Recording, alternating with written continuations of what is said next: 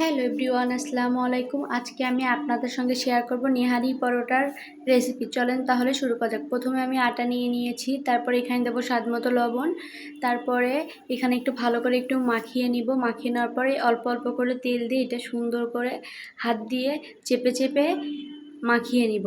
এটা আমি ততক্ষণ পর্যন্ত তেল দিব যতক্ষণ পর্যন্ত এটা মুঠ পেকে দলা পেকে না আসে। এই তো আমি অনেকটা তেল দিয়ে মাখিয়ে নিয়েছি। এখন আমি একটু মুঠ পেকে দেখবো যে এটা কতটা পরিমাণ হয়েছে। চলেন আপনাদেরকেও দেখাই। এই দেখেন, আমি যখন মুঠা করছি তখন এটা যখন দেখেছি দলা পেকে কোনো ভাঙছে না, তখন হয়ে গেছে। তারপরে এখানে আমি পরিমাপ মতো পানি দিয়ে আস্তে আস্তে সুন্দর করে ডোটা মাখিয়ে নিচ্ছি। মাঝে মাঝে হাতে একটু তেল লাগাচ্ছি। এটা অনেকটা সময় নিয়ে মাখাতে হবে, যত মাখাবেন তত পরোটা ভালো হবে। আমি মাখাতেই আছি যেহেতু এটা ভালোভাবে মিক্সড হবে, যেন দলা পেকে না থাকে বা না হয় সুন্দরভাবে। আমি এপাশ ওপাশ করে আমার হাত ব্যথা হয়ে গেছে, পরে লাস্টের দিকে হয়ে গেছে তখন আমি তেল করে ওটা রেস্টে রেখে দিলাম।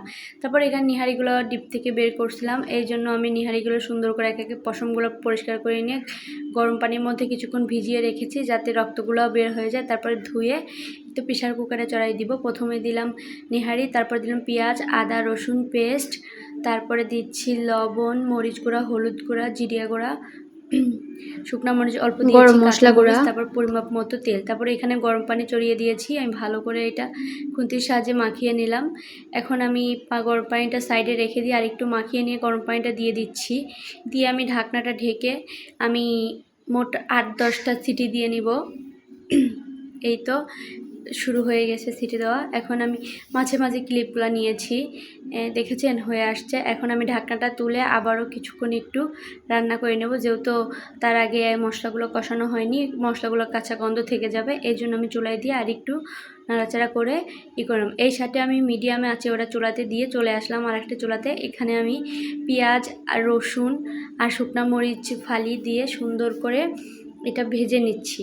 ভেজে এটা আমি সুন্দর করে তেলে নিয়ে একদম বাদামি কালার করে নিয়েছি। এখন আমি নিহারির মধ্যে দিয়ে দিচ্ছি, দিয়ে ভালো করে নাড়াচাড়া করে দিয়ে আর একটু নিহারি রান্না করে নিব। এটা তেলানি দিলাম, এটা তেলানি দিলে টেস্টটা ফ্লেভারটা বের হবে, আসল নিহারির টেস্টটা চলে আসবে। তারপরে ওটা হয়ে যাওয়ার পরে চলে আসলাম পরোটা বানাতে। আমার ননস পরোটা বানাচ্ছে।